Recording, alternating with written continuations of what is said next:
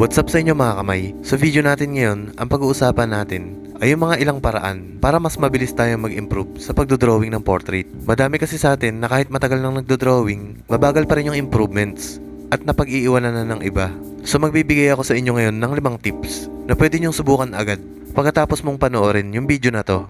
So tayo din mismo ang makakapansin ng mga kulang sa drawing natin, kung saan tayo madalas na nagkakamali at kung saan tayo laging nahihirapan.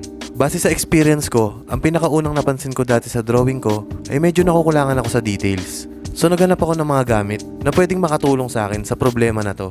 At nahanap ko tong pencil eraser. Nakatulong to sa akin na magbura at makagawa ng mga maliliit na highlights. Pwede din naman yung kneaded eraser, pero mas komportable kasing gamitin yung pencil eraser dahil parang lapis lang din yung hawak mo. Mas control mo kung ano yung mga buburahin. Nagulat din ako nung sinubukan ko tong gamitin sa buhok dahil nakakabura pala to kahit makapal na yung nailagay kong charcoal.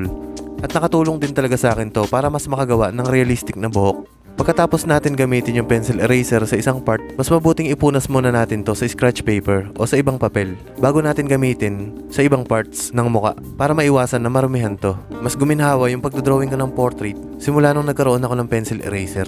Legit talaga na mas nag-improve yung drawing ko dahil dito. So kung gusto mo din itry ito, ilalagay ko yung link sa description kung saan ako nakakabili nito. Dahil usapan details, mas maganda din kung laging matulis yung mga lapis natin. Pangalawang madalas na problema ay masyadong maputla o di kaya ay masyadong maitim yung skin tone na nagagawa natin.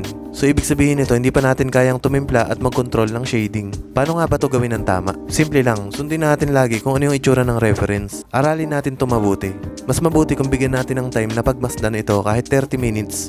So hanapin mo lang kung nasaan yung shadows, nasaan yung source of light, at gaano kalayo yung pagka-dark ng buhok at suot na damit kumpara sa skin tone. Mas mabuti kung lalagyan na agad natin ng outlines yung boundaries ng skin tone at ng buhok. Ganon din sa damit na suot nito. Sa paraan na to, makikita natin agad yung pagka-dark ng buhok. So mas matitimpla na natin ng maayos yung skin tone. Bakit kailangan yung technique na to? Madami kasi sa atin na pagkatapos gawin yung skin tone, akala natin sapat na yung shading nito. Pero pag ginawa na natin yung buhok, naiiwan na to at pumuputla yung itsura. So ang ginagawa ng iba, pinapatungan at inuulit ito para lagyan ulit ng shading. Masyado tong risky. Yung mga ligaw na charcoal powder na nilagay natin sa buhok, maaaring mapunta at matangay sa skin tone.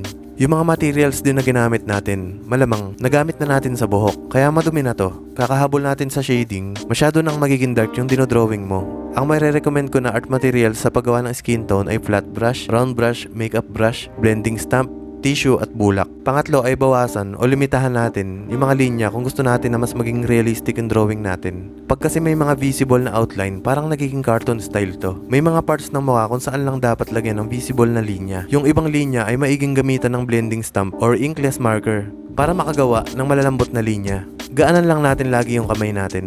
Pang-apat natin, pumili tayo ng mataas na quality ng reference. Mas malinaw na reference, mas maganda din yung kalalabasan ng drawing natin. Dahil hindi tayo mahirapan na kopyahin to. Lahat ng detalye, makikita natin, makokopya natin. Kung may client ka naman na nagpapadrawing ng lumang litrato, at ito talaga yung gusto nila, pwede mo tong gamitan ng app na to para luminaw at magmukha itong bago. Oops, sa reference lang natin gagamitin to mga kamay. May iba kasi na... Panglima natin, mag-focus muna tayo sa isang medium. Halimbawa kung charcoal o graphite o color pencil yung ginagamit mo, mas mabuting masterin mo muna yung isa dito. Kasi pag pinagsabay-sabay mo to, mas babagal yung progreso ng improvements mo. Pwede mo din naman pag-aralan yung ibang medium at ibang art style. Pag kabisado mo na yung isa, wag natin madaliin lahat. Hindi porket nagmamadali tayo ay magiging mabilis din yung improvements natin. So wala naman ibang paraan mga kamay para umunlad sa art kundi mag-practice. Lalo na kung ang pinapractice mo lagi ay kung saan ka mahina.